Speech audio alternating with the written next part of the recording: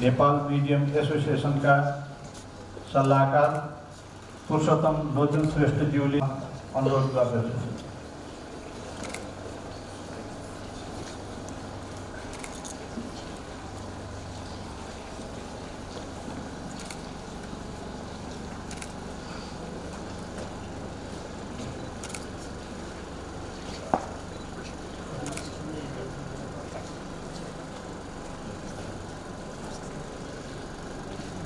Second war veteran Major उपलक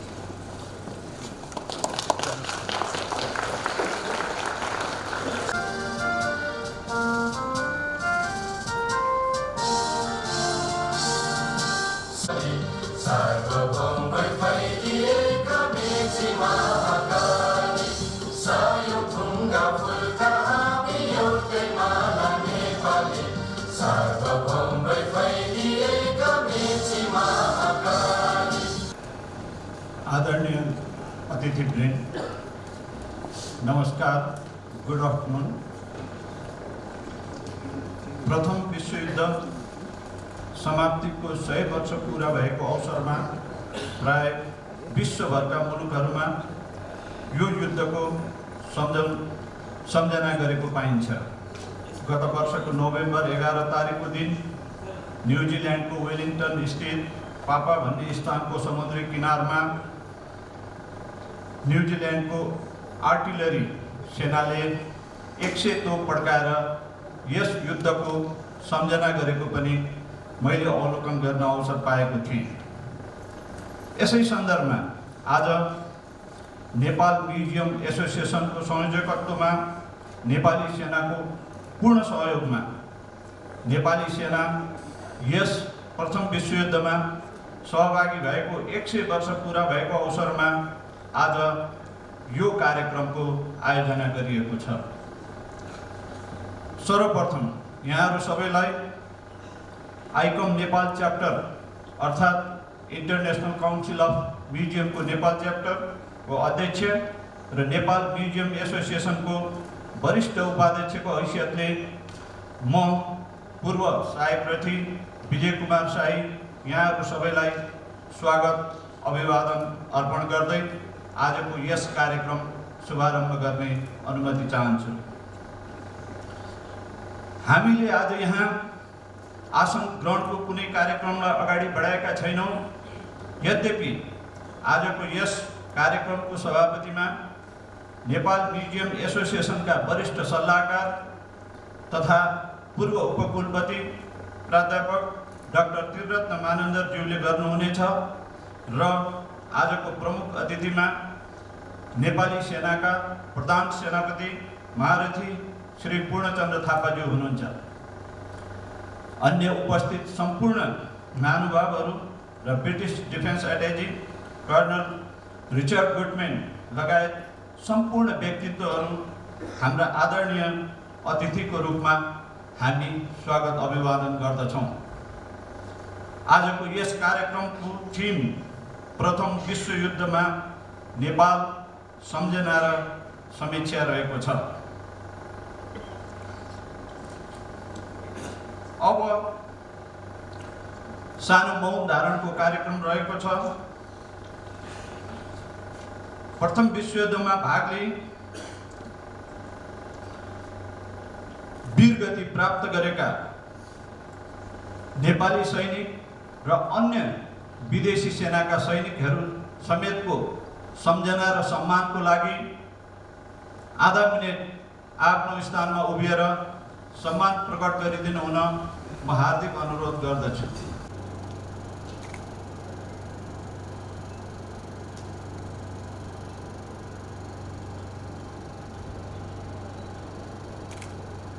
धन्यवाद अतिथिवृन्द। अब म आजका यस कार्यक्रमका प्रमुख अतिथि नेपाली सेनाका प्रधान सेनापति महारथी श्री पूर्णचन्द्र थापाज्यूबाट पानसमा बत्ती बाली कार्यक्रमको शुभारम्भ गरिदिनु हुन अनुरोध गर्दछु। तर सोभन्दा अगाडि आज यहाँ वक्ताको रूपमा उपस्थित हाम्रा 10 जना विज्ञहरूलाई प्रधान सेनापतिज्यूबाट माल्य अर्पण गरिदिनु हुन म अनुरोध गर्दछु। रिचर्ड गुडम्यान, पूर्व प्रधान सेनापति महारथी श्री प्याचन थापा, नेपाल म्युजियम एसोसिएसनका अध्यक्ष पूर्व सहायक रथी डाक्टर प्रेम सिंह बस्नेत, प्राध्यापक डाक्टर सुरेन्द्र केसी, श्री दिनेश राज सत्याल सौरभ, पूर्व सांसद श्री लाल बाबू यादवज्यू, पूर्व सभापति प्राध्यापक डाक्टर श्री त्रिरत्न मानन्दज्यू,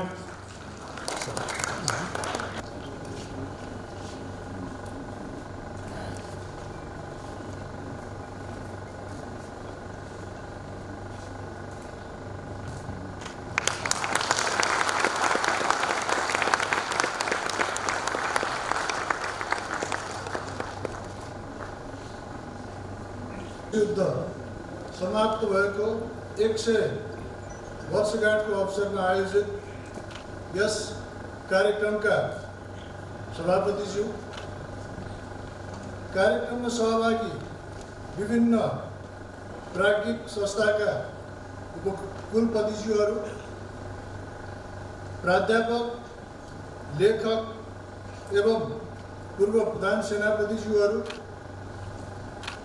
सुरक्षा निकायका प्रमुखज्यूहरू, नेपाल म्युजियम एसोसिएसनका अध्यक्षज्यू, नेपाली सेनाका अवकाश प्राप्त एवं बहालवाला अधिकृतज्यूहरू, उपस्थित भद्रमहिला तथा सज्जनवृन्द, यस कार्यक्रममा आमन्त्रण गर्नुभएकोमा आयोजक नेपाल म्युजियम एसोसिएसनलाई हार्दिक धन्यवाद दिन चाहन्छु। सर्वप्रथम राष्ट्रका लागि आफ्नो कर्तव्य पालनाको सिलसिलामा ज्यानको आहुति दिने वीर वीरङ्गनाहरू तथा अदम्य साहस प्रदर्शन गरी नेपाली सेनाको गौरवशाली छवि कायम राख्न योगदान दिनुहुने हाम्रा वीर पुर्खाहरू एवं योद्धाहरूप्रति हार्दिक श्रद्धाञ्जली अर्पण गर्न चाहन्छु। प्रथम विश्वयुद्ध समाप्त भएको 100 वर्ष पुरा भएको छ। यसको सम्झना र यसले हाम्रो सामाजिक जीवनमा पारेका प्रभावहरू अझै पनि हामीमाझ ताजा नै छन्। राष्ट्रिय एकीकरण हुँदै विभिन्न युद्धहरूमा नेपाली सेनाले वीरतापूर्वक लडी वीरताको अमिट छाप छाड्न सफल भएको यहाँहरू सबैलाई विदितै छ। हाम्रो यो गौरव र इतिहासको साथ विभिन्न युद्धहरूमा समेत झल्किएको देखिन्छ। यही गौरव र प्रतिष्ठासँग नेपालीहरूको परिचय जोडिएको छ। उपस्थित विशिष्ट महानुभावहरू, नेपाल एकीकरण हुँदै विभिन्न कालखण्डमा हाम्रा पुर्खाले लडेको लडाईँ र त्यसबाट आर्जित रणकौशलले विश्वमाझ नेपाली सेनाले ख्याति कमाएको छ। प्रथम विश्वयुद्धमा भाग लिएका हाम्रा फर्स्ट राइफल गण, कालीबक्स, पुरानो गोरख, देवीदत्त, कालीबहादुर, बर्दबहादुर, शमशेरदल, भैरवनाथ लगायतका 20 वटा पल्टनहरू आज पर्यन्त पनि नेपाली सेनामा गौरवशाली पल्टनका रूपमा रहेका छन्। फलस्वरूप एसियाकै पुरानो नेपाली सेनाले राष्ट्रको स्वतन्त्रता र स्वाधीनता अक्षुण्ण राख्न महत्त्वपूर्ण भूमिका खेल्दै आएको छ। नेपाली जातिलाई वीर र नेपाली सेनालाई साहसिक योद्धा वारियर भनेर विश्वमा चिनाउने माध्यम बनेको प्रथम विश्वयुद्धसँग हाम्रो सामाजिक, कूटनीतिक तथा सैन्य आयामहरू पनि जोडिएका छन्।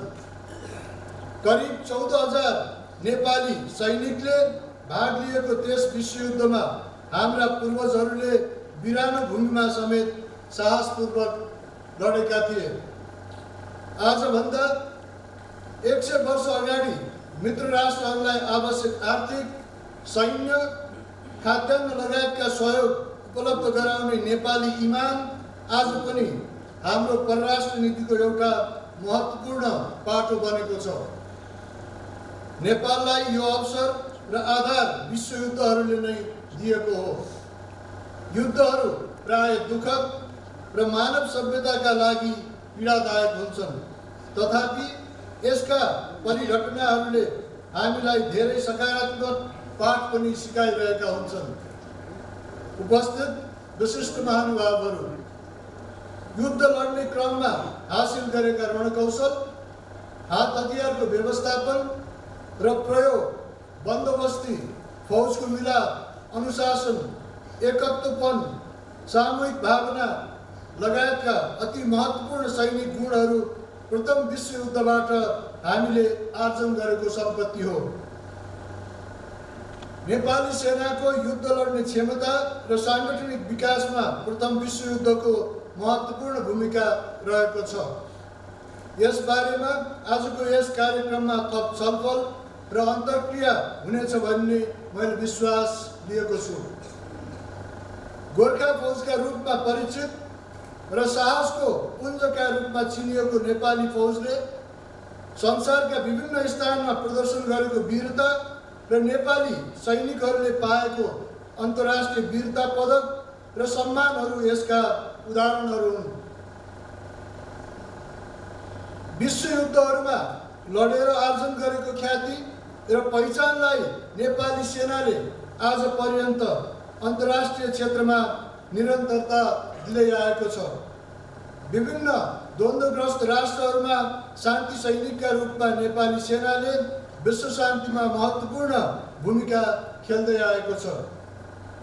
अहिले म यहाँ बोलिरहँदा पनि हाम्रा करिब 5000 सैनिकहरू विश्वका द्वन्द्वग्रस्त क्षेत्रहरूमा शान्ति स्थापनार्थ खटिरहेका छन्। राष्ट्रसङ्घका लागि धेरै फौज उपलब्ध गराउने देशको सूचीमा 5औं स्थानमा रहनुले पनि नेपाली सेनाको आवश्यकता र योगदानको पुष्टि गर्दछ। 100 वर्ष अघि हाम्रा अग्रजले लडेको विश्वयुद्ध र आज विश्व शान्तिका लागि हाम्रो फौजले पुर्याइरहेको योगदान हामी सम्पूर्ण नेपालीहरूका लागि गौरवको विषय हो। मलाई आशा छ यस कार्यक्रमका दौरान हाम्रा वीर योद्धाहरूको बलिदान र समर्पणको बारेमा पनि थप छलफल हुने नै छ। प्रथम विश्वयुद्ध समाप्त भएको 100औं वर्षगाँठमा आयोजित यो कार्यक्रम नेपाली म्युजियम एसोसिएसनको सराहनीय पहल कदमी हो भन्ने म ठान्दछु। यसका लागि तपाईहरुप्रति हार्दिक आभार समेत प्रकट गर्न चाहन्छु। अन्तमा आफ्नो अमूल्य समय प्रथम विश्वयुद्ध र सो सम्बन्धी अन्य प्रसङ्गमा आफ्ना भनाइहरू राख्न हामी बीच उपस्थित पूर्व उपकुलपति प्राध्यापक डाक्टर त्रिरत्नमानन्द, काठमाडौँ विश्वविद्यालयका कुलपति प्राध्यापक डाक्टर रामकान्त मकाजु श्रेष्ठ, पूर्व सांसद लालबहादुर यादव, पूर्व प्रधान सेनापति महारथी प्यारचन्द थापा, पूर्व महाधिवक्ता प्राध्यापक डाक्टर युवराज सङ्ग्रौला, प्राध्यापक डाक्टर वीणा पौडेल, प्राध्यापक डाक्टर सुरेन्द्र केसी, श्री दिनेश राज सत्याल सौरभ, कर्णेल रिचर्ड गुडमन एमबीई लाई हार्दिक धन्यवाद दिँदै पुनः एकपटक प्रथम विश्वयुद्ध लडेका हाम्रा वीर पूर्वजहरूप्रति नेपाली सेनाको तर्फबाट हार्दिक सम्मान प्रकट गर्दै यस कार्यक्रमको पूर्ण सफलताको कामना गर्दछु।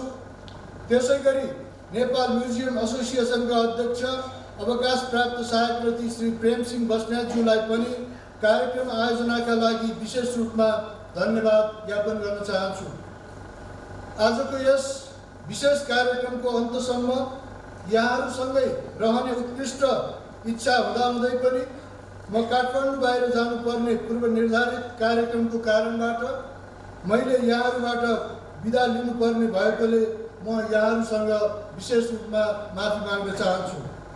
यो आजको कार्यक्रमको महत्त्वलाई आत्मसात गर्दै म यहाँहरूलाई विश्वास दिलाउन चाहन्छु कि तपाईहरूबाट हुने बृहत् छलफल र यसको उपलब्धि र महत्त्वपूर्ण विचारहरूलाई सङ्कलन गर्ने व्यवस्था र त्यसको अध्ययन एवं यहाँहरूको विचारलाई ग्रहण गर्दै भविष्यमा नेपाली र नेपाली सेनाले भविष्यका लागि सिक्नुपर्ने पाठ अर्थात् lessons to be learn for the future generations को पक्षलाई नेपाली सेनाको वर्तमान प्रमुखको हैसियतबाट यहाँहरूसँग सहयोगी भूमिका निर्वाह गर्ने बाचासहित म यहाँहरूसँग बिदा हुने अनुमति चाहन्छु। पुनः एकपटक कार्यक्रमको पूर्ण सफलताको कामना गर्दछु। धन्यवाद। नेपाली सेनाको भूमिका सम्बन्धमा प्रधान सेनापतिले प्रकाश पारिदिनु भएकोमा उहाँलाई हामी संयोजकको तर्फबाट धेरै धेरै धन्यवाद ज्ञापन गर्दछौँ।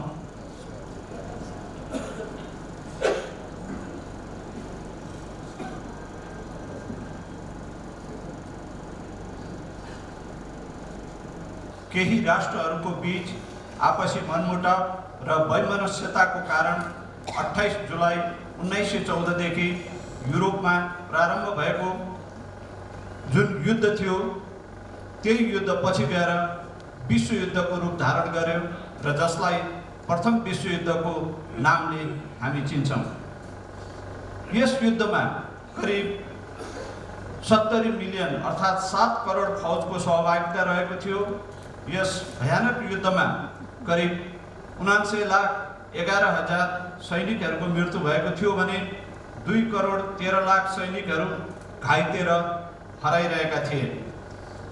साथै 77 लाख गैर सैनिक व्यक्तिहरूको पनि यस युद्धमा मृत्यु भएको तथ्याङ्क हामी इतिहासमा पाउँछौँ।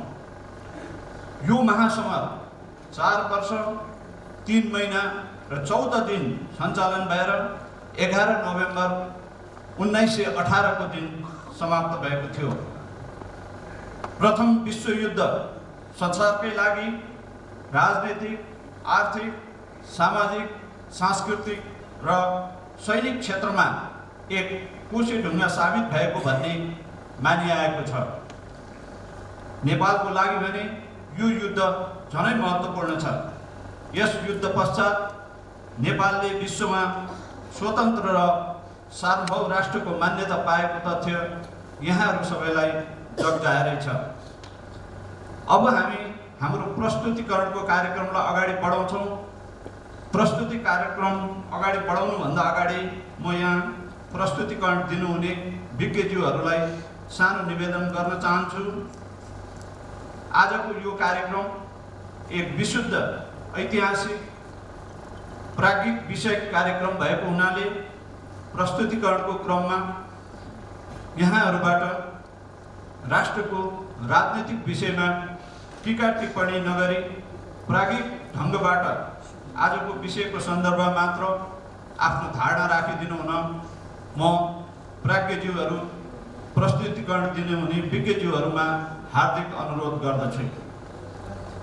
साथै हामीमा समयको पाबन्दी भएको हुनाले प्रस्तुतिकरण दिनुहुने व्यक्तित्वले 10 देखि 13 मिनटमा आफ्नो मन्तव्य राखिदिनु हुन समेत म अनुरोध गर्दछु।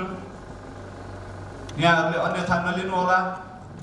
हाम्रो टाइम किपरले यहाँहरूलाई 10 मिनट पुगेपछि सानो जानकारी गराउने छ र 13 मिनट भएपछि पुनः अर्को जानकारी दिनुहुनेछ, किनभने हामीले सबैलाई पालो दिन पर्छ। त्यसकारणले समयको विशेष ख्याल राखिदिनु हुन म अनुरोध गर्दछु। अब म यस कार्यक्रमलाई अगाडि बढाउँदै आजका प्रथम वक्ता काठमाडौँ विश्वविद्यालयका उपकुलपति प्राध्यापक डाक्टर श्री रामकण्ठ मकाजुज्यूलाई ओपनिङ स्पिचको लागि र आजको विषय सम्बन्धमा प्रकाश पारिदिनु हुन अनुरोध गर्दछु। समारोहका सभापतिज्यू, यस कार्यक्रमका प्रमुख अतिथिज्यू, अन्य उपस्थित महिलाका सदस्यवृन्द, हाम्रा देशवासी र देशको रक्षा गर्ने सिपाहीहरूको साहसिलो र गर्विलो इतिहासको स्मरण गर्न आयोजित आजको यो गरिमामय समारोहलाई सम्बोधन गर्न पाउन म विशेष सम्मानित महसुस गरिरहेका छन्। पहिलो विश्वयुद्धको विषयमा विस्तारपूर्वक वर्णन अरू आदरणीय वक्ताहरूले गर्नुहुने नै छ जस्तो मलाई लाग्दछ। मैले यो अवसर पारेर नेपाली सेनासँगको आफ्नो केही अनुभव व्यक्त गर्न चाहन्छु। नेपाली सेनाभित्र मेरा पनि अति निकटका मित्रहरू हुनुहुन्छ। यस अर्थमा पनि म आफूलाई भाग्यवान ठान्दछु। पहिले म ठान्थेँ डाक्टरका रूपबाट हेर्दा म सैनिकभन्दा बिल्कुलै फरक छु।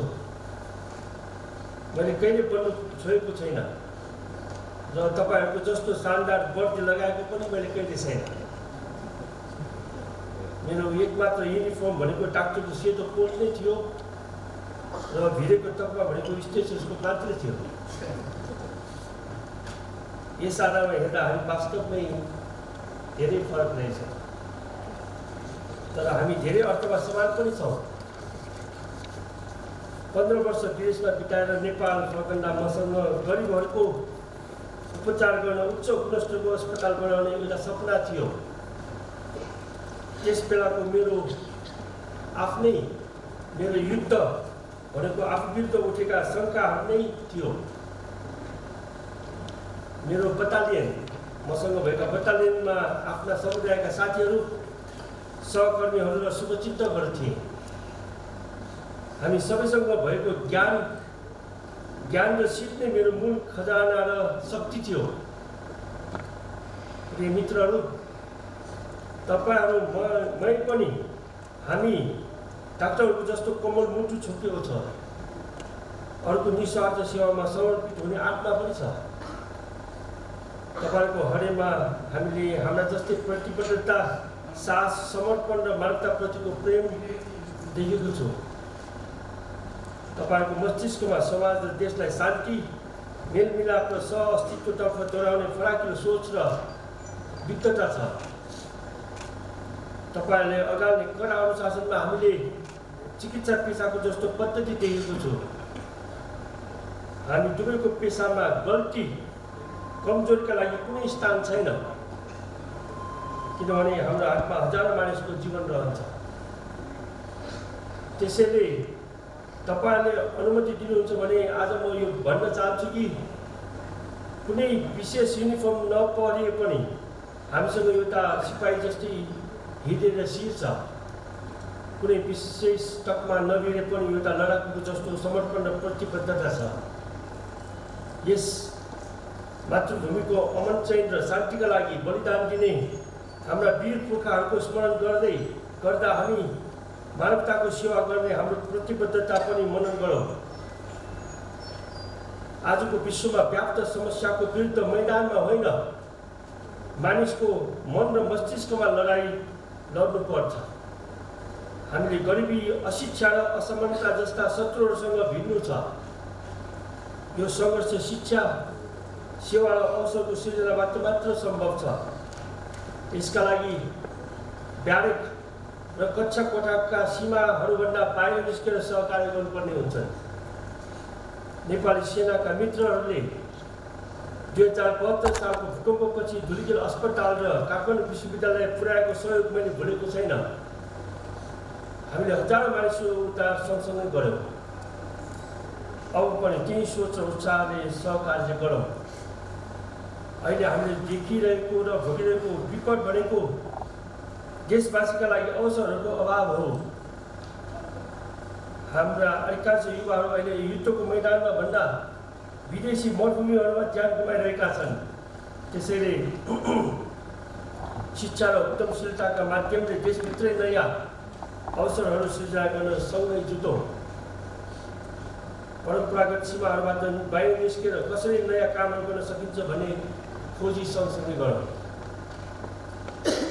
नेपाली सेनाको विकासका कार्यहरूमा धेरै ठुलो अनुभव र देन छ।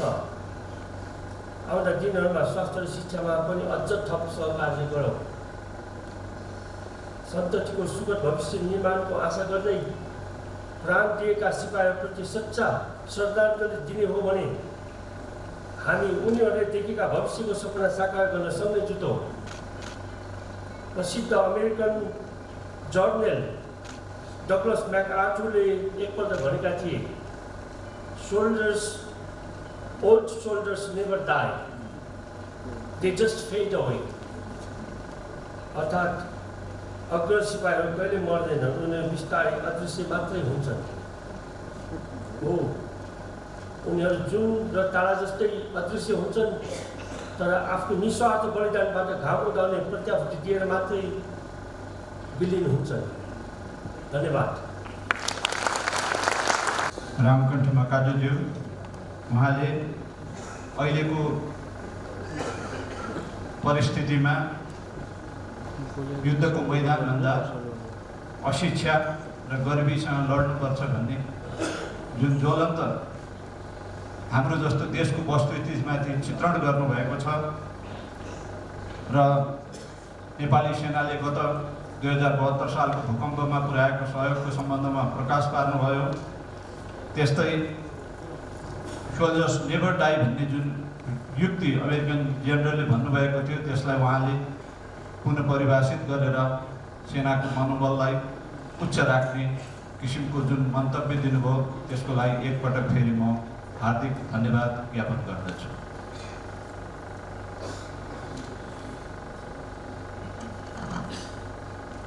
प्रथम विश्वयुद्धमा नेपालीहरूको पनि संलग्नता रहेको थियो।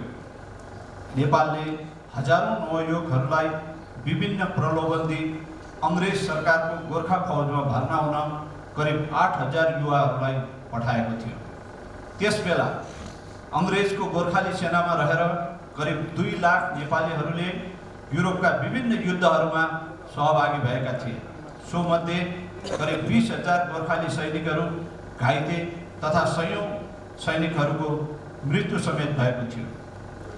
युद्धमा बहादुरीपूर्वक भाग लिएको कारण 2 जना गोर्खाली सैनिकहरूलाई अंग्रेज सरकारको सर्वोच्च सम्मान भिक्टोरिया क्रसले समेत विभूषित गरिएको थियो।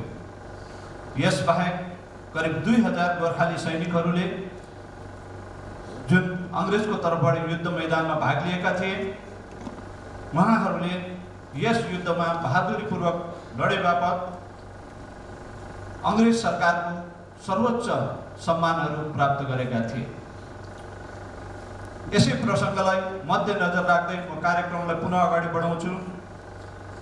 अब म संस्कृतिविद प्राध्यापक डाक्टर श्रीमती बीना पौड्यालज्यूलाई यहाँ पाल्नु भएर आफ्नो मन्तव्य राखिदिनु हुन सविनय अनुरोध गर्दछु। नमस्कार।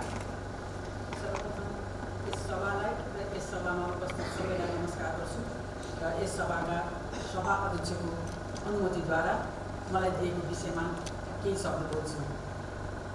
म चाहिँ संस्कृतिसँग सम्बन्धित भएको हुनाले यो प्रथम विश्वयुद्ध भइसकेपछि हाम्रो समाजमा जुन प्रकारले एउटा धार्मिक, सामाजिक, साहित्यिक हिसाबमा परेको प्रभावको बारेमा केही कुराहरू भन्न जान्छु र त्यसभन्दा अगाडि एकचोटि फेरि आभार व्यक्त गर्छु।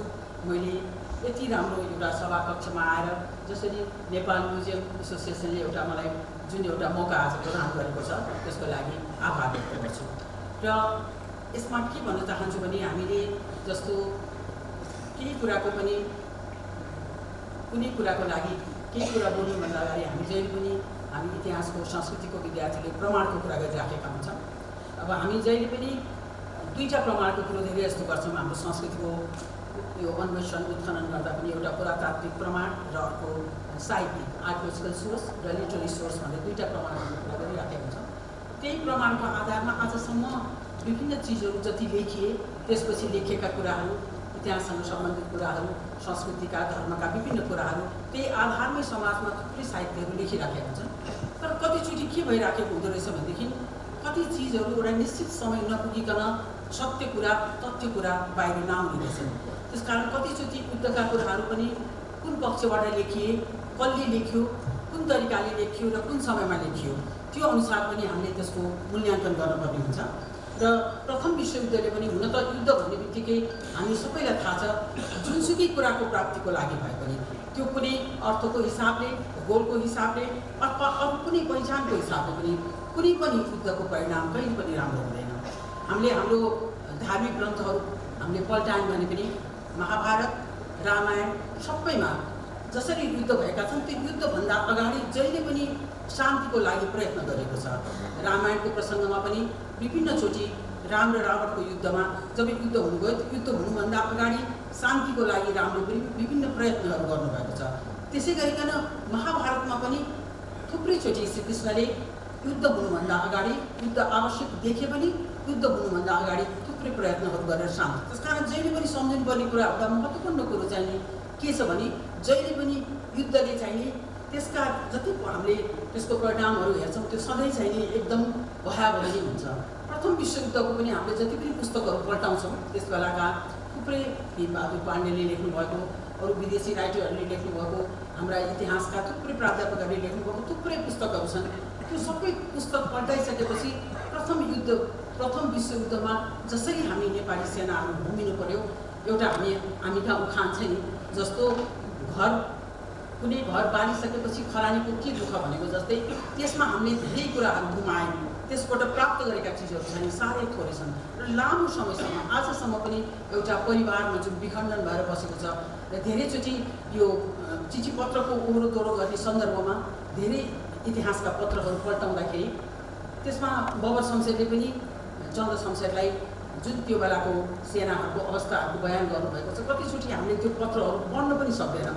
त्यहाँ घाइते भएका सेनाहरू कस्तो अवस्था थियो, उनीहरू घर फर्किँदा सुरुको केही अवस्थामा फ्रान्समा, इङ्ल्यान्डमा, भारतका केही अस्पतालहरूमा हाम्रा नेपाली सेनाहरू भर्ना गरिए घाइते भएको। त्यसपछि केहीहरूलाई अलिक गम्भीर घाइते भएकाहरूलाई देशै फर्काइयो।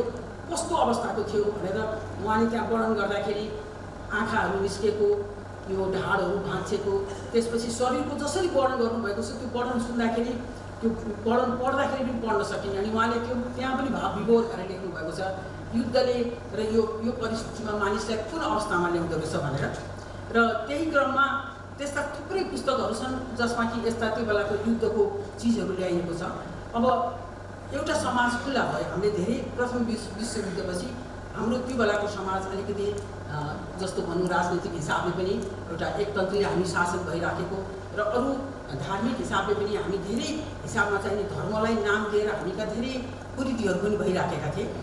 यो प्रथम विश्वयुद्ध भइसकेपछि त्यहाँबाट फर्केका सेनाहरूले ल्याएका केही त्यस्ता आवाजहरू, उनीहरूले सँगै ल्याएका केही त्यस्ता बोलीहरू, केही ल्याएका उनीहरूको साहित्यहरू र उनीहरूका क्रियाकलापले गर्दाखेरि यो समाजमा केही एउटा नयाँ योगदानहरू दियो। जस्तो हामीले कतिचोटि हामीलाई पत्याउनु पनि गाह्रो हुन्छ हामी कहाँ सती प्रथा थियो भनेर।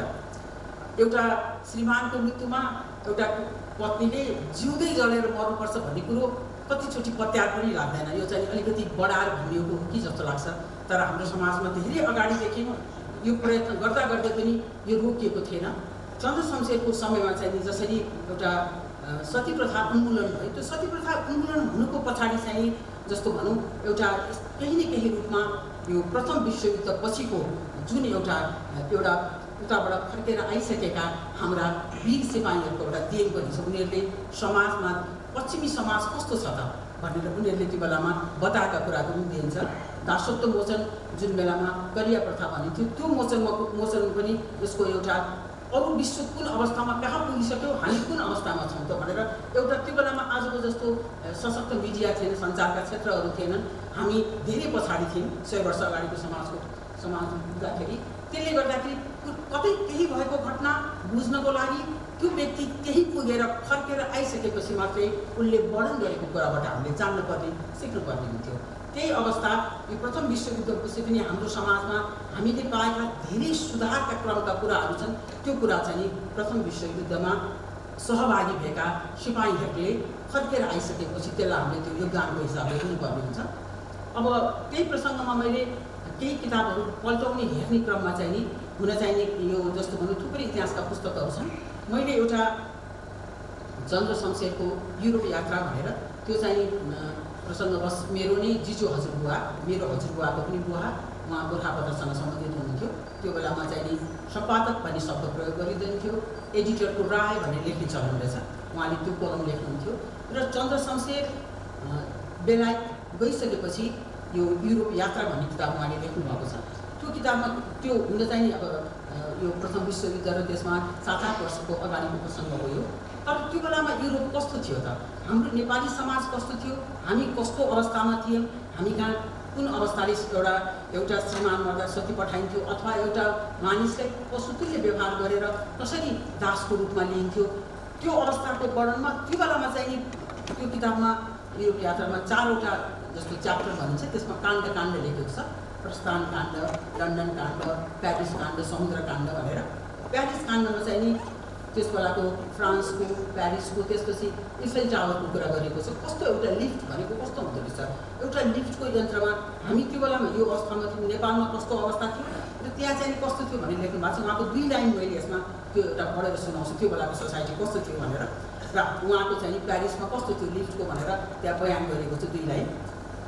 यन्त्रै एक विचित्रको छ यसमा तारिफ लाए कति, मानिस गइकन त्यसमा जब बस्यो बिस्तारै चाल्ने गरी, पहुँचा उच्च तलाहरूमा बढ्दै गई सरसरी, हामीहरू पनि उसै बिजुलीका पल्ले त माथि गई, हेऱ्यौँ सबै रमिता चौर तरफको अत्यन्त खुसी भई, यन्त्रै एक विचित्रको छ यसमा तारिफ लाए कति। यो चाहिँ नि उहाँले प्यारिस काण्डमा लेख्नुभएको। त्यो बेलाको एउटा समाजको उनीहरूका लिफ्ट त्यसरी भइसक्दा पनि हामी चाहिँ यो अवस्थामा थियौँ भनेर। अब यही क्रममा जस्तो धेरै धर्मसँग धर्मको जुन कट्टरपन हो, यो धर्मको चुरो भनेको के हो त, जसरी महाभारतमा युद्धको प्रसङ्ग कुरा गर्दाखेरि कृष्णले के भन्नुभएको छ भनेदेखि बारम्बार सन्धि गर्न खोज्दाखेरि कुनै फुललाई, एउटा कमलको फुललाई हातले भाँच्न सकिन्छ, हातले टिप्न सकिन्छ भने त्यसलाई किन मन्त्रको प्रयोग गर्नु पर्यो। त्यस्तै युद्ध भनेको यदि शान्ति गर्न सकिन्छ, शान्तिबाट वार्ताद्वारा कुनै समस्याको समाधान हुन्छ भने किन हामीले त्यसको लागि युद्ध गर्नुपर्छ भनेर त्यहाँ धेरै प्रसङ्गहरू गर्नुभएको छ। त्यसले गर्दा जहिले पनि हामीले युद्ध भन्ने शब्द र युद्धले ल्याउने एउटा जुन लामो समयसम्मको जस्तो भनौँ हामी कहाँ एउटा समाजमा ल्याएको त्यस्तो भनौँ। थोरै मैले अघि एउटा उदाहरण भने, घर जलिसकेपछि खरानीको के दुःख भनेको जस्तै हामी कहाँ केही आर्थिकको हिसाबले सामान्य लाभहरू भयो होला, तर त्यसको पीडा चाहिँ हामी कहाँ धेरै छन्। यसको धेरै पुस्तकहरूमा लेख्नु भएको छ। अहिले समय अभाव भएको हुनाले म सबै कुरा चाहिँ गर्दिनँ, तर केही एउटा रमाइलो प्रसङ्गहरू जस्तो सरदार भीमबहादुर पाण्डेले पनि त्यस वखतको नेपाल भनेर किताब निकाल्नुभयो, जसमा प्रथम विश्वयुद्धको कुरा पनि अरूहरू पनि छन्। 2038 सालमा त्यो निस्केको किताबमा उहाँले धेरै प्रसङ्गहरू देखाउनु भएको छ। के परिवर्तन भयो त समाजमा प्रथम विश्वयुद्धपछि भनेर उहाँले भाषाको कुरा गर्नुभएको छ। भाषा सम्बन्धी पनि अङ्ग्रेजी शब्दहरू राखेर बोल्ने पनि ड्यामफुल भनेर त्यो बेलामा शब्दहरू नेपाली समाजमा नेपाली भाषामा थियो। त्यो बेलामा हाम्रो भाषा अर्कै थियो, हामी अर्कै तरिकाले बोल्थ्यौँ ती शब्दहरू। त्यसपछि एउटा समाजमा हाम्रो कस्तो खालको विखण्डन आयो, आर्थिक अर्थ आइसकेपछि परिवारमा हुने विखण्डन पनि उहाँले त्यसमा व्याख्या गर्नुभएको छ। त्यसपछि अरू कुराहरू पनि त्यसमा थुप्रै छन्। अनि एउटा सानो प्रसङ्गको यो मात्रै कुराहरू पुग्याउँछु। एउटा यही हेर्ने क्रममा यो उग्रचण्डी माई लगाया अभिलेख भनेर नेपाल भाषामा लेखिएको उग्रचण्डी माईमा भएको अभिलेखहरूको त्यो सङ्कलनको किताब पुस्तकहरू हेरेको थिएँ मैले। यो युद्ध भइरहेको बेलामा समाजमा के हुन्छ त, कस्तो परिस्थिति हुन्छ त भन्दाखेरि मानिसले मन्दिरमा गएर पूजा गर्ने, चढाउने चिजहरू पनि त्यो बेलामा चढ्दो रहेछ। त्यो बेलामा प्रथम विश्वयुद्ध भइराखेको बेलामा नेपाली समाजका मन्दिरहरूमा चढाइएका चिजहरू पनि यो चाहिँ एउटा यो मन्दिर चाहिँ एउटा इक्जाम्पलको रूपमा भयो। धातुका चिजहरू मन्दिरमा चढाउने, गहनाहरू, अरू चिजहरू पनि त्यो बेलामा चढ्दो रहेछ। सबै धातुहरू चाहिँ नि जस्तो हतियार बनाउनको लागि लग्नु भएको हुनाले समाजमा त्यो खालको हुँदो रहेछ भनेर त्यो पुस्तकमा लेखिराखेका छन्।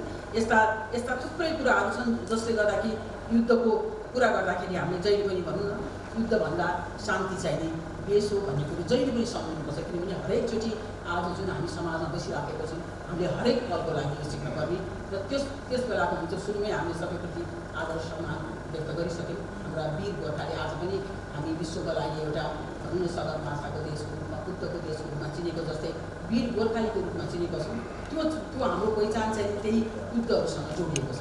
तर त्यसो हुँदाहुँदै पनि युद्धभन्दा शान्तिले चाहिँ जहिले पनि अग्रबाटो लिन सक्छ र त्यसको अग्रस्थान हुन्छ भन्दै बिदा हुन्छु।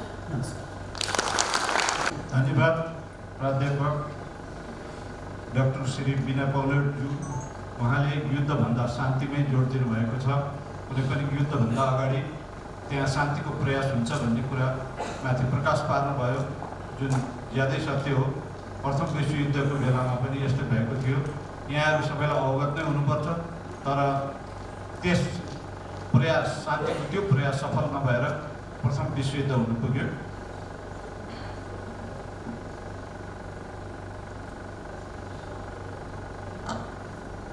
अब म छोटो नेपाली सेनाले पनि प्रथम विश्वयुद्धमा सहभागी भएको बारेमा राख्न चाहन्छु। तत्कालीन नेपालका प्रधानमन्त्री श्री चन्द्रशमशेर जबराको आदेशमा नेपाली सैनिकहरूलाई अङ्ग्रेज सरकारको तर्फबाट युद्ध मोर्चामा सहभागी हुन पठाइएको थियो। आवश्यक सबै तयारी र प्रबन्धहरू भइसकेपछि नेपालले सन् 1915 मार्च 3 तारिकका दिन नेपाली सेनाको पहिलो दफा प्रथम विश्वयुद्धमा अङ्ग्रेज सरकारलाई मद्दत गर्न भारततर्फ पठाएको थियो। इतिहासमा उल्लेख भएअनुसार जनरल पदम शमशेरको नेतृत्वमा रहेको नेपाली सेनाको पहिलो दफामा करिब 7500 सैनिकहरू समावेश थिए भन्ने तथ्याङ्कले देखाउँछ। यस प्रकार प्रथम विश्वयुद्धको अवधिभरमा नेपालले जम्मा 16,544 जना नेपाली सैनिकहरूलाई अङ्ग्रेज सरकारको सहयोगमा उपलब्ध गराएको थियो। यस बाहेक नेपालले 3 लाख पाउन्ड रकम, करिब 50 वटा वीर मेसिन गन र सो मेसिन गनका हजारौं गोलीगट्टाहरू र करोडौं क्युफिट काठ, जुन रेलको लिक बनाउनको लागि तत्कालीन अङ्ग्रेज सरकारलाई सहयोग स्वरूप प्रथम विश्वयुद्धको दौरानमा उपलब्ध गराएको थियो। यति भन्दै म अब कार्यक्रमलाई पुनः अगाडि बढाउँछु र अब अर्को वक्ताको रूपमा म नेपाल स्थित ब्रिटिस दूतावासका सैनिक सहचारी महासेनानी श्री रिचर्ड गुडम्यानलाई आफ्नो मन्तव्य राखिदिनु हुन यस मञ्चमा आमन्त्रण गर्दछु। May I request Colonel Richard Goodman, MBE Defense Attaché of British Embassy in Nepal, for his valuable view regarding First World War. Namaskar. Honored guests, dignitaries, ladies and gentlemen. Firstly, it is an honor to be invited to speak to you today at this event which marks 100 years since the cessation of the First World War, the war to end all wars. Firstly, I apologize that I'm speaking in English. Unfortunately, my Nepali is still not yet at an acceptable level for speaking in public.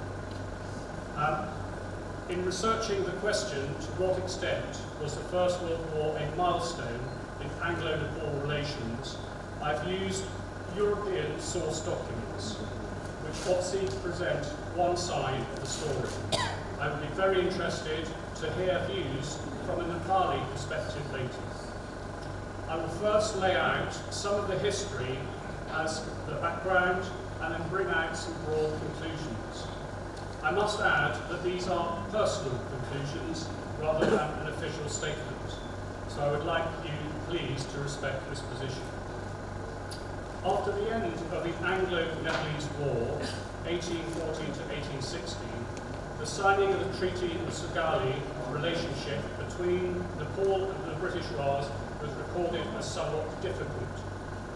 Consequently, the enlistment of Gurkha soldiers from the hills of Nepal to the British Raj did not commence right away, but started under Maharaja Janga Bahadur Rana, who took the bilateral relationship to a new level.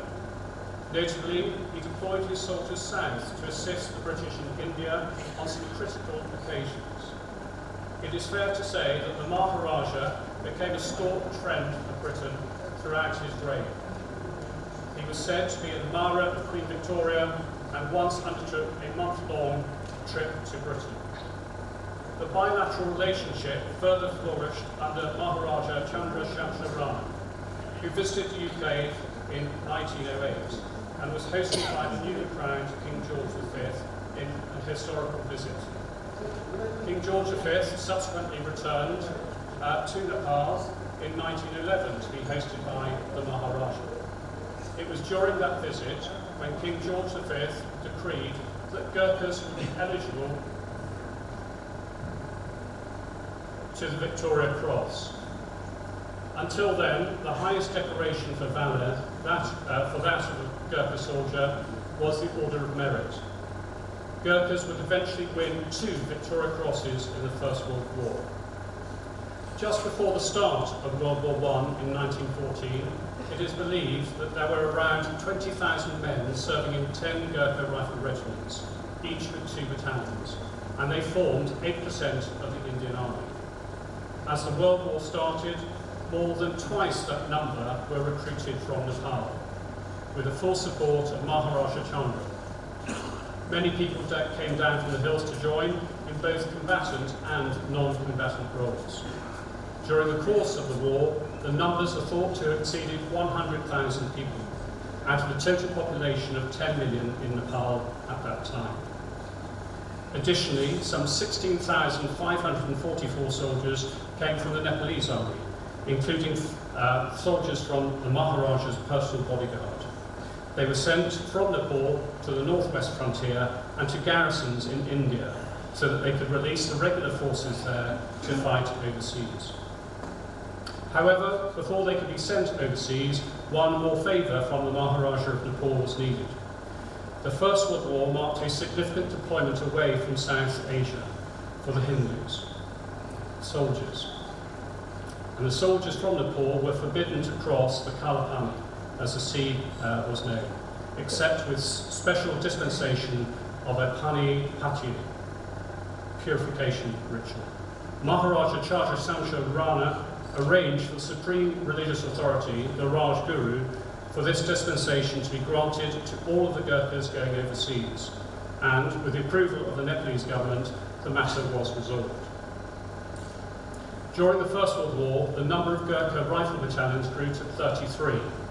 The conflict in Europe posed an array of new challenges, not only for the Gurkhas, but also for the rest of the British Indian Army, which were forced to deal with difficult situations such as freezing weather, unfamiliar terrain, industrialised warfare such as gas, machine guns, flamethrowers and aeroplanes, and static trench warfare in France.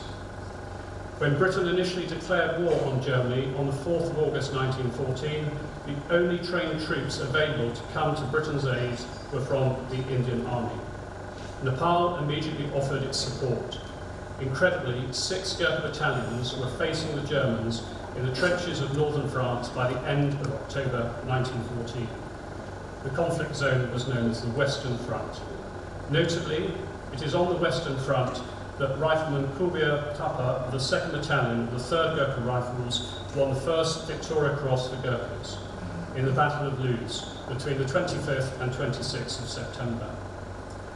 After crawling through gaps in wire and rushing the Germans, Rifleman Kubir Thapa was suddenly alone and wounded. He found a badly wounded British soldier from the 2nd Leicestershire Regiment behind the first line of German trenches. He remained with his soldier all day and night until he was able to extract him. He then returned to bring back 2 more Gurkha soldiers. He then carried the British soldier to safety in broad daylight and under enemy fire. The spirit and sacrifice of the Gurkhas is typified in a quote from the Second Battle of Ypres, when Rifleman Muktilal Thapa uttered the famous words, "Better to die than to be a coward." Away from the static trench warfare, the high point of the Gurkha contribution took place during the Gallipoli campaign in 1915. Gallipoli was a key Turkish peninsula which guarded the entrance to the Black Sea. The Force Commander, General Sir Ian Hamilton, specifically asked for a brigade of Gurkhas, remarking that each Gurkha was worth their full weight in gold at Gallipoli. It was during this lengthy campaign that the soldiers gained immortal fame by capturing a heavily guarded Turkish position with relatively few casualties. The Turks then counterattacked but could not dislodge the Gurkhas. It was this brilliant feat that the feature Gully Ridge was thereafter renamed Gurkha Bluff. Whilst operations of a conventional kind were being conducted elsewhere, a different war was being waged against the Turks in the sands of Arabia. The much celebrated military leader Colonel T. Lawrence of Arabia, was supporting the Arab revolt using guerrilla warfare tactics on Turkish supply lines, notably the Hejaz Railway. Amongst Lawrence's soldiers in Palestine in 1918 was a team of some 30 Gurkhas. Gurkha soldiers also fought in Salonika, Mesopotamia, Baghdad, Basra, Kut al-Amara, and other parts of the Persian Gulf areas. During the First World War, the Gurkhas had fought in trenches and against chemical weapons in France. They had landed from ships at sea and crossed the desert on camels, in special operations comparable to those of the Special Air Service and Long-Range Desert Group of World War II. They had, given their numbers, displayed a disproportionate role in the Gallipoli campaign. They had tolerated terrible climatic and terrain conditions better than many other soldiers. The First World War was said to have cost the Gurkhas around 20,000 casualties, with 6,342 fatalities recorded by the Commonwealth War Graves Commission. Gurkha soldiers received almost 2,000 gallantry awards, notably 2 Victoria Crosses, the first amongst 26 recorded for the Brigade of Gurkhas to date. The First World War, the war to end all wars, had been seen so unprecedented and extraordinary that one could be forgiven for thinking that nothing like it would ever happen again, certainly not within a generation. In terms of milestones, it was the First World War that brought the Gurkhas onto the world stage, for all the right reasons. Their image is associated with bravery, loyalty, resilience, and adaptability, characteristics that still endure today. In terms of Anglo-Nepal relations, on an individual level, the brave and loyal soldiers from the hills of Nepal were certainly found their way into popular culture or folklore within the British organisation. There is an overriding sense of gratitude for critical support at a critical time in the nation's and indeed the world's history.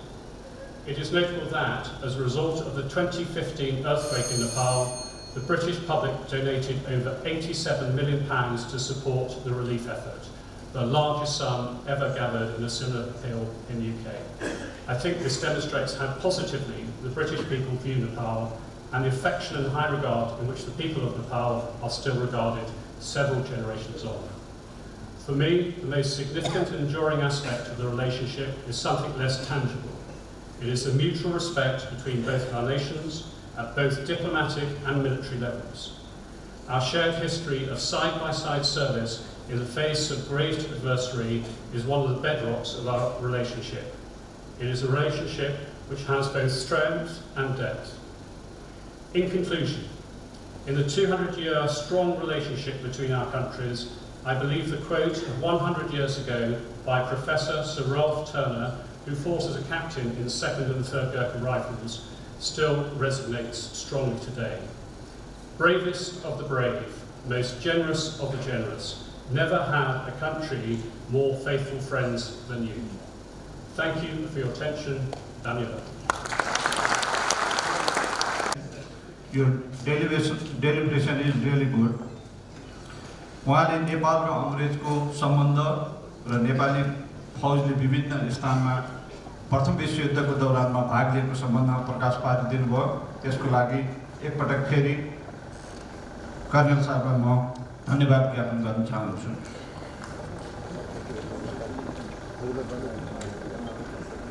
प्रथम विश्वयुद्धमा नेपालबाट अङ्ग्रेजको सहयोगको लागि करिब 20 पल्टनको सहभागिता रहेको थियो। केही पल्टनहरूको नाम भर्खरै हाम्रो प्रधान सेनापतिज्यूबाट पनि उहाँको सम्बोधनको दौरान लिनुभएको थियो।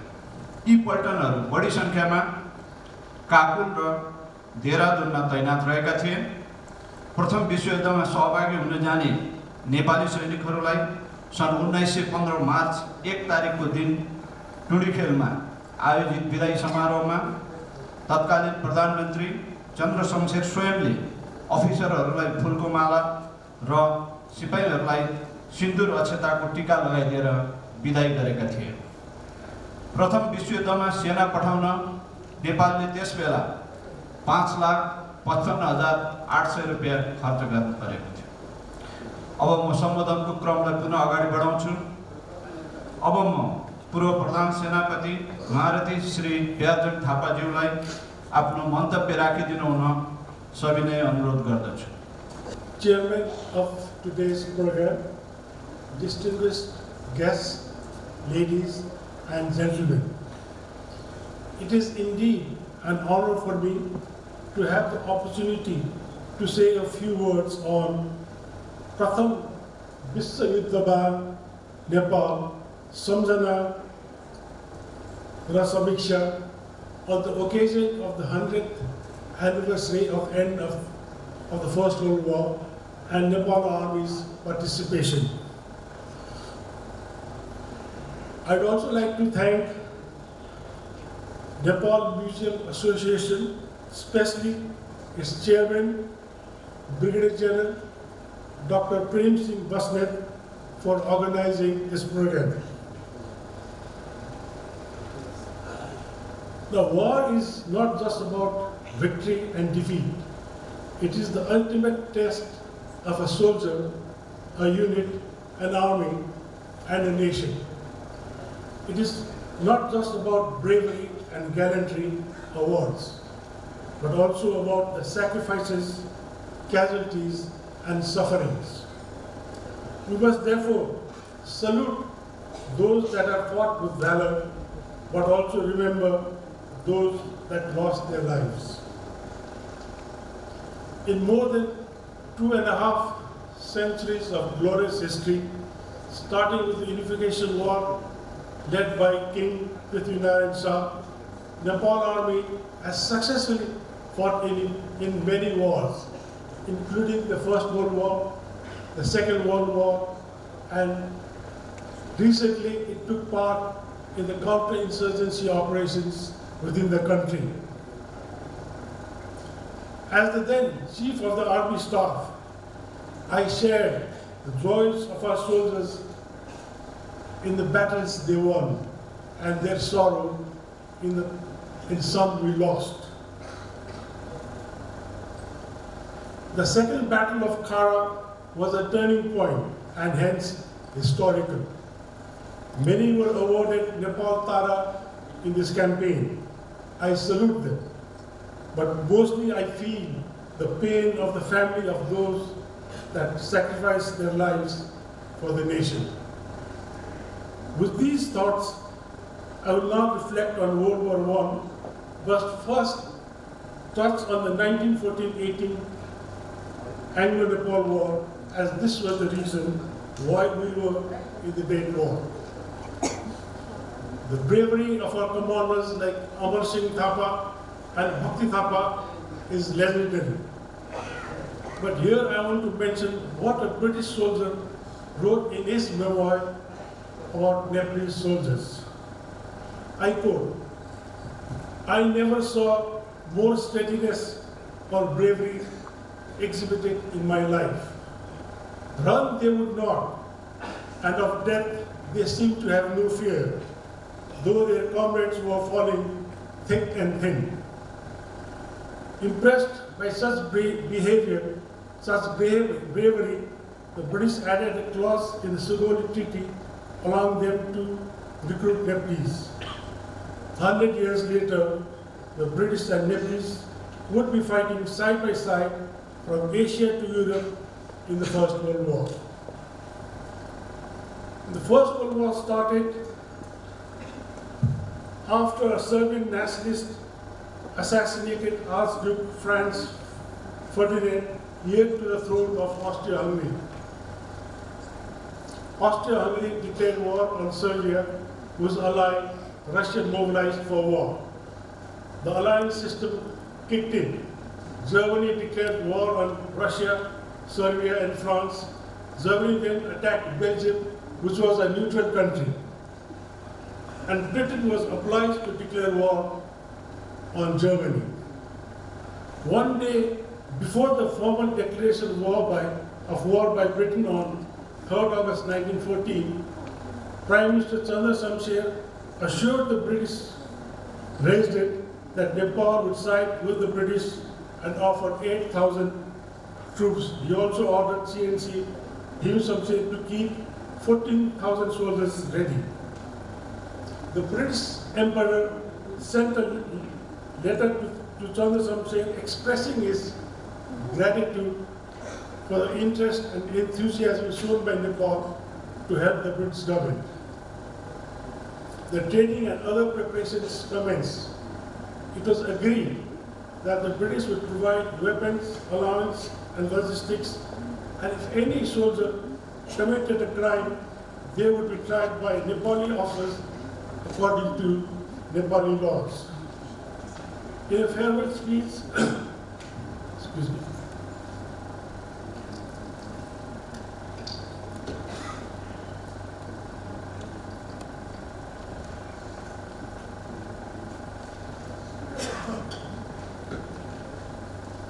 In a farewell speech to the troops, Chandra Shamsher stated the benefits to Nepal by helping the British, and that Nepal received 21,000 Martin Henry rifles and 2,000 Lee Enfield rifles, with 3,000 more to come. Strict guidelines on discipline and behavior were also issued. Now, you've already been told how many battalions were sent to India. General Baba Shamsher was appointed Inspector General of Nepalese forces and was stationed in Delhi. 12 battalions under Baba Shamsher deployed in the northwest frontier. I'd like to name all the battalions. They were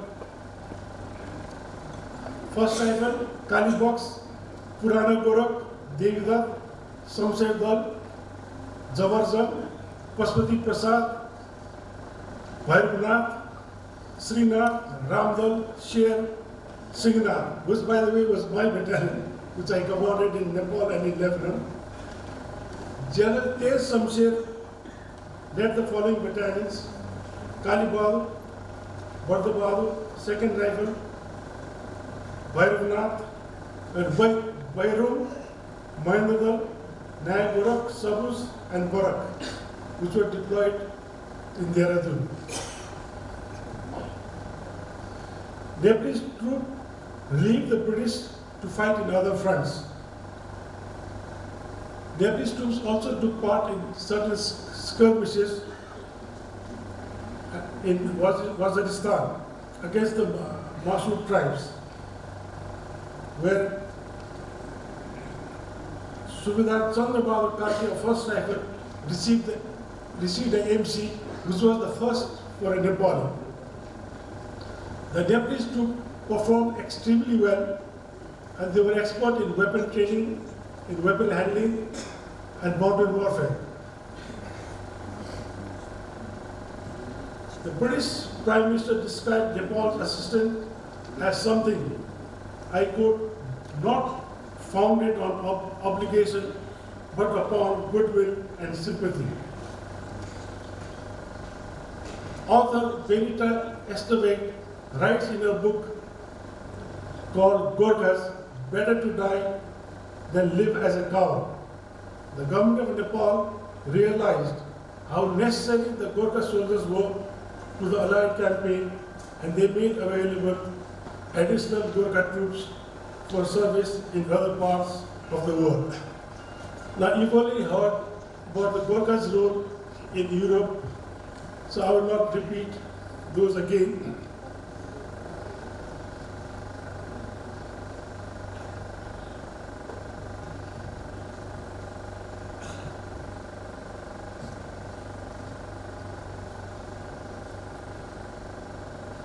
Now it goes on to the effects of World War I. The World War I had a profound effect on the world stage, including Nepal.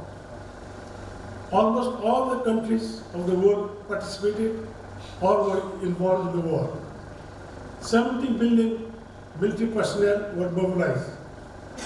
Casualties from the war was 9 million combatants and 7 million civilian deaths. The resulting genocide and the 1918 influenza pandemic caused another 50 to 100 million deaths. British and US intervention turned the tide in favor of the Allies, and the US emerged as a world power. Allied victory led to the signing of the Treaty of Versailles on June 20, 1919. But the war to end all wars was not to be. Saddled with war guilt, heavy reparations, and denied membership in the recently established League of Nations, resentment in Germany grew, and this led to the Second World War. War losses and suffering led to the Russian Revolution, while 3 other empires collapsed: the German, Austro-Hungary, and the Ottoman. For Nepal, the most significant outcome of the war was the Anglo-Nepal Treaty of 1923. The very first article reads, I quote, "The two governments agree mutually to acknowledge and respect each other's independence, both external and internal."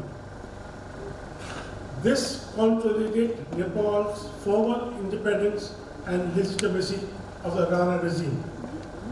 Nepal's king will be addressed as His Majesty and the Prime Minister as His Excellency. You've already heard about the social and economic impact, so I will not go into that. On the plus side, the returning soldiers brought new culture, new tactics, and new skills. And also, Nepal became famous as a brave nation.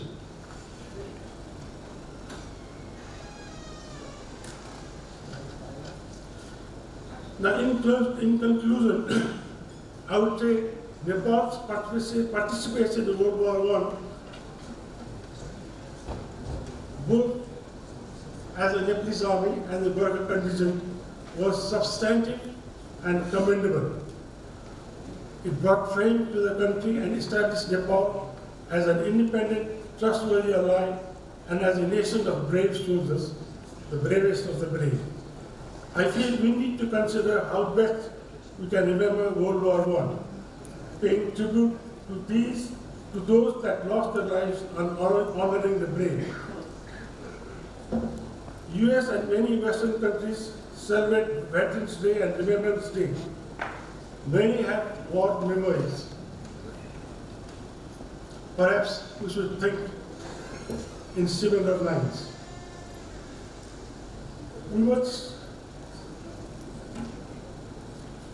I am happy that the Army has initiated restoring our historical forts and established the statue of King Prithvinarayan Saha the Great at Army headquarters. We must continue to honor the achievements and sacrifices of our forefathers, not only in World War I, but in all wars. Thank you. पूर्व प्रधान सेनापतिज्यू, उहाँले नेपाली सेनाको वीरता र त्यस बापत पाएका नेपाल तारा लगायतका पदकहरू र नेपाली सेनाको प्रथम विश्वयुद्धमा सहभागिता सम्बन्धमा जुन प्रकाश पार्नुभयो ज्यादै मननीय छ। एकपटक फेरि म धन्यवाद ज्ञापन गर्दछु। भारतमा नेपाली फौजको उपस्थितिले अङ्ग्रेज सरकारलाई नैतिक बल प्राप्त भएको थियो। ब्रिटिस इन्डियन सैनिकहरू युद्धको लागि युरोप र मध्यपूर्वतर्फ गएको समयमा नेपाली सेनाले सुरक्षा सम्बन्धी कार्यहरू गरी ब्रिटिस सैनिक प्रशासनलाई भारतमा पूर्ण रूपमा मद्दत गरेको थियो। नेपाली सेनाले आफूलाई सुम्पिएको जिम्मेवारी अनुशासित ढङ्गबाट इमान्दारीपूर्वक कर्तव्यनिष्ठ रही पुरा गरेको थियो। अब म नेपाल म्युजियम एसोसिएसनका अध्यक्ष पूर्व सहायक रथी डाक्टर प्रेमसिंह बस्नेतज्यूलाई नेपाली सेनाको वीरता र प्रथम विश्वयुद्धको बारेमा संक्षिप्त रूपले प्रकाश पारिदिनु हुन अनुरोध गर्दछु। Thank you very much Vijay sir. सलाम सबैलाई। र आजको दिन यो प्रथम विश्वयुद्धको एउटा सम्झनाको लागि, सम्मानको लागि म हजुरहरूको अगाडि उपस्थित रहेको छु र यो संसारले यो प्रथम विश्वयुद्धलाई एउटा सम्झिरहेको छ। म एउटा स्मरण गराउन चाहन्छु, भर्खरै मात्रै पेरिसमा अमेरिकाको प्रेसिडेन्ट डोनाल्ड ट्रम्प आएर उहाँले सम्मान गर्नुभएको थियो र बेलायत, भारत, अस्ट्रेलिया लगायत संसारले यसलाई एउटा मानेको छ। अनि बिना मानवले भन्नुभएको जस्तै एउटा यो युद्ध एउटा राजनीतिले लडाउने युद्ध हो। युद्धले पनि शान्ति ल्याउँछ, विकास ल्याउँछ, यसले विनाश मात्र ल्याउँदैन। म यही भन्दै मलाई दिएको टपिक छ एउटा वीरता र नेपाल, यो पहिलो विश्वयुद्ध। मैले अलिकति वीरताको कुरा सम्झाउनु पर्दाखेरि किन तपाईँको एउटा पश्चिमाहरूले नेपालीलाई किन हेऱ्यो, किन फर्क्यो, के रहेछ हामीहरूसँग, यसलाई अलिकति मैले पृष्ठभूमिमा हजुरलाई म जाहेर गर्न चाहन्छु। एउटा लडाकुपन भनेको एउटा जन्मसिद्ध यो क्वालिटी हो। यो सबैमा हुँदैन। यो एउटा मङ्गलको एउटा जङ्गेज खानले एउटा युरोप खाएको थियो। एउटा चाइनिजको हिस्ट्री हेर्नुहोस्, जापानिजको हिस्ट्री हेर्नुहोस्, हाम्रो नेपालीहरूको हिस्ट्री हेर्नुहोस्, किन वीर भए। एउटा यो जन्मसिद्ध तपाईँहरूको रगतमा हुने गुण हो। एउटा सिपाही बनो, सिपाही भनेको दर्जा होइन। यो सिपाही हुनको लागि धेरै गाह्रो रहेछ। एउटा प्रोफेसन हो, यो पेसा हो। मैले अध्ययन गरेँ, एउटा कवि हुनको लागि तपाईँसँग खुट्टा नभए हुन सक्दो रहेछ, तपाईँको हात नभए हुन सक्दो रहेछ, तपाईँहरूको धेरै कुरा नभए पनि म एउटा धनाढ्य व्यक्ति हुन सक्दो रहेछु, म एउटा नाम कमाउन सक्दो रहेछु। तर सिपाही हुनलाई धेरै कुरो चाहिँदो रहेछ। धेरै कुरा तपाईँको चाहिँ एउटा सबैभन्दा कुरा तपाईँहरूको एउटा ज्यान सधैँभरि हत्केलामा रहन्छ। तपाईँसँग इमान, जमान, तालिम, एउटा राष्ट्रभक्ति, यो चिजहरूले तपाईँको एउटा परिपूर्ण एउटा व्यक्तित्व, चाहे महिला होस् चाहे पुरुष होस्, त्यो सिपाही हो। ती सम्पूर्ण सिपाहीहरूप्रति मेरो सम्मान छ। र किन हामी वीर भयौँ मित्रहरू, हामी अहिले धेरै कुरा गर्छौँ। यो नेपाललाई करिब 2000 वर्ष 1964 वर्ष किराँतीहरूले राज गरेका रहेछन्। किराँतीहरूले त्योभन्दा अगाडि के अरे यो तराईको चाहिँ गोपाल वंशीहरूले गरेको छ यसमा। र पछि आएर एवं रीतमा यो तपाईँहरूको हाम्रो एउटा वंशगत लिगासी हो। र मैले पछि भन्नु पर्दाखेरि मैले पृथ्वीनारायण शाह अनुहार भन्छु। एउटा पृथ्वीनारायण शाहको उहाँको एउटा व्यक्तित्व, उहाँको कारणले गर्दाखेरि उहाँ एउटा मैले एउटा सिपाही भएको एउटा व्यक्ति पाएको छु। मैले नेपाली सेनामा करिब 16 वर्ष एउटा यो मनोवैज्ञानिक एउटा अफसर सेलेक्सन गर्ने मैले हेर्दाखेरि मैले पृथ्वीनारायण शाहको जस्तो गुण भएको मान्छे 1000 में 2 जना पनि फेला पर्दैन अहिले नेपालमा भन्दा उहाँको जुन एउटा नेतृत्व थियो। नुवाकोटको पहिलो हमला, बेलकोटको हमला, कान्तिपुरको हमला, कीर्तिपुरको हमला, तपाईँको चाहिँ मकवानपुरको हमला, क्याप्टन किल्लकसँग लड्दाखेरि त्यो सिन्धुलीगढी भन्दा उतापट्टि करिब 2 किलोमिटर दाइनपट्टि जहाँ गोला थापाहरूको बस्ती छ त्यहाँसम्म पृथ्वीनारायण शाह पुगेका रहेछन्। गुर्किन खाँको लडाइँमा नियरबाईको तपाईँको चाहिँ यो ठिङ्गनमा पुगेको रहेछ पृथ्वीनारायण शाह पुग्नुभएको रहेछ भन्दा हेर्नुहोस् 2-3 evidently. I would like to remind the Captain Kinlock listened to Nepal because my colonel is here from British Embassy. अब त्यो देशमा एउटा पृथ्वीनारायण शाहले जुन गुण देखाए, जुन एउटा सोल्जरसिप देखाए, त्यसपछि त्योभन्दा अगाडि 1819 विक्रम सम्वतमा बङ्गालको नवाबको करिब 1 ब्रिगेड प्लस फौजलाई ढाड सेकेर पठाए त्योभन्दा ठुलो कुरो कान्तिपुरलाई उतिखेरको पश्चिमाले सेना डिप्लोय गर्न खोज्दाखेरि उहाँले लखेटेर छोडे। यो आदि इत्यादि कुराहरूलाई चाहिँ मनन गरेर त्यतिखेरको चाहिँ पश्चिमाहरूमा एउटा त्यतिखेर ब्रिटिस इन्डियामा रहेको त्यहाँ पोर्तुगिज थिए, फ्रेन्च थिए, ब्रिटिसहरू थिए, यिनीहरूले संसारभरि फैलाए यो चिजहरू र नेपाली सेनाको एउटा वीरता वीरत्वको कुराहरू। पछि गएर हामी गाली गर्छौँ नेपाल अङ्ग्रेज युद्धमा 73 वर्षीय युवा भक्ति थापा, त्योभन्दा अगाडि बलभद्र कुँवर, त्योभन्दा अगाडि थुप्रै नेपालीहरूले जुन वीरता देखाए त्यो एउटा मननयोग्य कुरा थियो। अहिलेको नेपालीहरू हामी यहाँ बसेर हामी कल्पना पनि गर्न सक्दैनौँ। यो चिजहरूले एउटा पश्चिमाले एउटा हेर्ने तपाईँको गुण हो, मेरो रूप हेर्ने होइन, मेरो तपाईँको सिप हेर्ने होइन, तपाईँको एउटा जुन एउटा सोल्जरसिप थियो एउटा नेपालमा। र त्यसपछि म भन्छु जङ्गबहादुर राणा, जङ्गबहादुर कुँवर, हेर्नुहोस् नेपालको इतिहासमा एउटा सही एउटा सिपाही थियो। एउटा प्रधानमन्त्रीले 1857 ईस्वी सम्बन्धमा सिपाही विद्रोहमा गएर he led the battalions, he led the तपाईँको डिभिजन, he fought himself। आजको कुरामा हामी एउटा कल्पना गर्न सक्दैनौँ। त्यतिखेर तपाईँको एउटा प्रधानमन्त्रीले गरेर एउटा कसरी लडे होला। त्यति मात्रै गरेनन्, बाँके बर्दिया कैलाली कञ्चनपुर उहाँले ल्याउनु भयो। ल त अहिले भर्खरै 63 सालपछि तपाईँको चाहिँ मिचेका तपाईँ सिमाना फिर्ता ल्याउनु त तपाईँ हामीले अहिले भन्नलाई सजिलो छ। अर्को कुरा जङ्गबहादुर महाराजले अन्तिम भोट युद्धमा उहाँ आफूले सेकेन्ड फेजमा गएर he fought the battle। त्यो एउटा गुण थियो, त्यो एउटा तपाईँको सिप थियो। यो चिजहरूले त्यति मात्र होइन, सिपाही विद्रोहमा पाल्पा छाराको गम्भीर सिंह माझी, उतिखेर रायमाझी बनिँदैन थियो। गम्भीर सिंह माझीले सिपाही विद्रोहमा देखेको एउटा तपाईँको बहादुरीता पृथ्वीनारायण शाहपछिको त्यो एउटा सपुत मैले देख्दछु। त्यो एउटा मान्छेको पेट काटिँदा आन्द्राभुँडी तपाईँको भैमा झर्दाखेरि थालभित्र राखेर सिलाएर उनले कतिजना मान्छे मारेर तोप खुसीको त्यो बहादुर। पछि उहाँ कृति महाराज जङ्गबहादुरले बहादुर भन्ने मलाई तकमा दिएपछि बहादुर गम्भीर सिंह रायमाझी यी हाम्रा लिजेन्डहरू हुन्, यी हाम्रा तपाईँका पुर्खाहरू हुन्। यिनले गर्दाखेरि हामीलाई अहिले पश्चिमाले गोर्खा भन्छ। मित्रहरू, पत्रकार तपाईँ मेरो महोदयहरू, गोर्खालाई अहिले राजनीति नगरिदिनुहोस्। It is your brand, it is your brand. सीको घडी तपाईँको चाहिँ किन इट्स अ ब्रान्ड।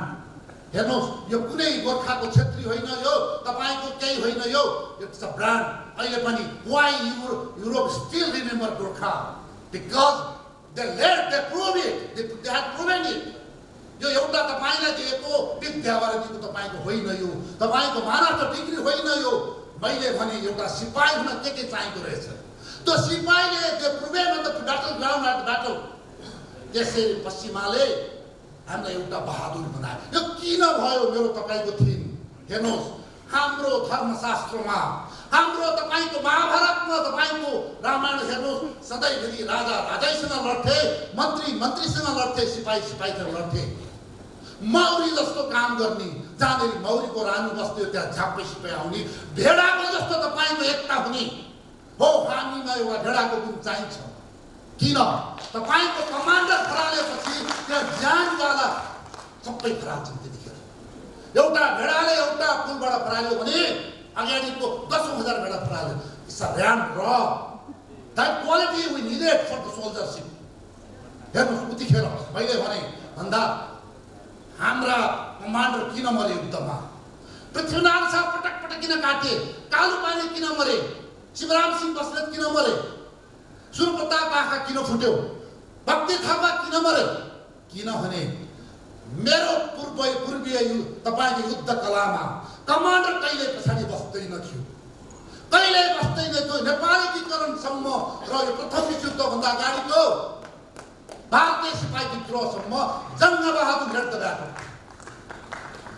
त्यतिखेर कमान्डरहरूले लागेपछि मौरीको जस्तो भेडा फराले जस्तो फौज फराल थियो। यसरी हामी बहादुर भएका थियौँ। अब म आए प्रथम विश्वयुद्ध हो। प्रथम विश्वयुद्धमा गइसकेपछि हाम्रो युद्ध कला चेन्ज भयो। हाम्रो फौजलाई पश्चिमाहरूले हामीलाई तालिम दिए। त्यो पश्चिमाहरूको ट्याक्टिक्स के थियो? उनीहरूमा तपाईँको एउटा औपनिवेशिक देशबाट मान्छे फौज भनेको भेडा बाख्रा भन्दा सस्ता थिए। त्यहाँ कमान्डर पछि लाग्ने, फौजलाई अगाडि लगाइदिने, जुनै कमान्डरलाई अगाडि लगाइदिने, कमान्डर पहिला मर्छ अगाडि लाग्दैन हुन्न भन्ने जुन एउटा युद्ध खोला पश्चिमाको थियो। यो चिजहरू यो हामीले तपाईँको रिभ्यू गर्नुपर्छ। हाम्रो रगत त्यो पछाडि कमान्डर बसेर लड्ने रगत हुँदै होइन। जब हामीले पहिलो विश्वयुद्धमा गएर जुन डक्टरलाई गाडी लाएर कर्नेल पछाडि बसेर लडाइँ लड्ने युद्ध सिक्यौँ, यो संसारभरि अहिले सायद यही नै छ होला। यो सायद we have to review it. पृथ्वीनाथले भनेका छैनन् चाहे कटक नगर्नु झिकी कटक गर्नु। त्यो झिकी कटकमा सधैँभरि कमान्डरले लाग्थ्यो। तपाईँ अगाडि लागेपछि त्यहाँ अरू मर्न र मार्न तपाईँ कोही पनि डराउँदैन थियो। हेरौँ एकचोटि रिभ्यू गरौँ। हो, मैले भन्छु प्रथम विश्वयुद्धले धेरै तपाईँको सामाजिक परिवर्तन ल्याएको छ। नेपालीले चिया खान सिकेका रहेछन्, नेपालीले साबुन लाएर नुहाउन सिकेका रहेछन्, नेपालीले नोट देखेका रहेछन्, हामीबाट अङ्ग्रेजले हुक्का भनेको तमाखु खान सिकेको रहेछ, आदि इत्यादि थुप्रै चिजहरू छन्। अघि म्याडमले भन्नुभयो सती प्रथा अन्त भयो, तपाईँको यो कलिया प्रथा अन्त भयो, आदि इत्यादि थियो। तर नेपाली सेनाको तपाईँको युद्ध कलाको इट वाज द तपाईँको turning point. We converted into western tactics from our western tactics. I guess we have to revive it again. अहिले पनि हामीलाई यो जाइ कटक नगर्ने झिकी कटक गर्ने हामीलाई त्यत्तिकै सान्दर्भिक छ। यो दुई ढुङ्गा बिचको तरुण हेर्नुहोस्, म त भन्छु यो सुन्जु भन्दा पृथ्वीनारायण कम्ती थिएन। सुन्जु तपाईँको चीनमा 2025 वर्ष अगाडिको सुन्जु र पृथ्वीनारायणलाई हामी तुलना गरौँ भन्दा किन हामी वीर भयौँ भन्ने कुरा मैले यहाँलाई जाहेर गरेँ। र किन हामी अहिले पछि लाग्छौँ, मेन कमान्डर पछि लागेर अस्ति पासआउट भएको एउटा लकडाउनलाई अगाडि ल्याएर why we conduct our battles because we learn from the western tactics but it was not our original tactics भन्दा म यहाँलाई अनुरोध गर्छु। म एउटा पूर्व सिपाही हुँ, अहिले पनि मलाई त्यो युनिफर्म लगाएको हरियो लुगा लाग्दा मलाई पनि चेलिङ हुन्छ, मलाई पनि त्यो लुगा लगाउन मन लाग्छ। मित्रहरू, म यति भन्दै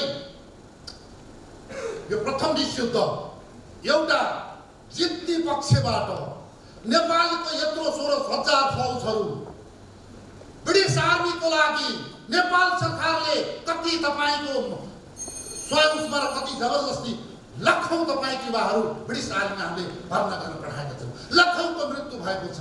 it was painful as well as यसको तपाईँको रिजल्टहरू केही कुराहरूले मरण योग्य छन्, जसबाट त्यतिखेरका श्री महाराज चन्द्र शमशेरलाई पनि हामी धेरै गाली गर्छौँ। मित्रहरू, इतिहास पढौँ।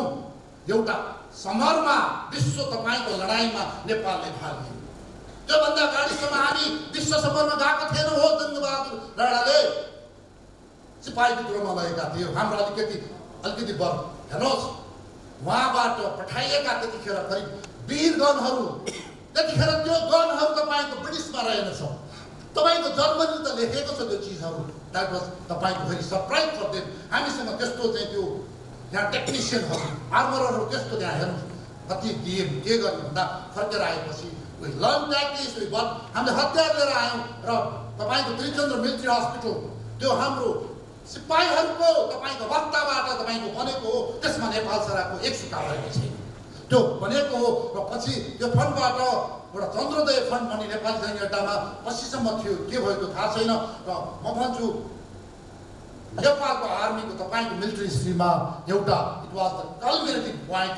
हाम्रो चाहिँ तपाईँको विदेशी एउटा संस्कार संस्कृति मिलिट्री कल्चरसँग हाम्रो एउटा सहकार्य भयो। हामी चिन्ने एउटा बहादुरताको रूपमा त्यो भएको हुनाले अन्तमा यति भन्दै मेरो गुरुजी रिटायर्ड जज साहब केशरबहादुर भण्डारीज्यू, जेनरल नेभर्स रिटायर्ड, उहाँले चाहिँ रिटायरमेन्ट पछि पनि पढेर भर्खरै मात्रै PhD हासिल गर्नुभएको छ नेसनल सेक्युरिटीमा।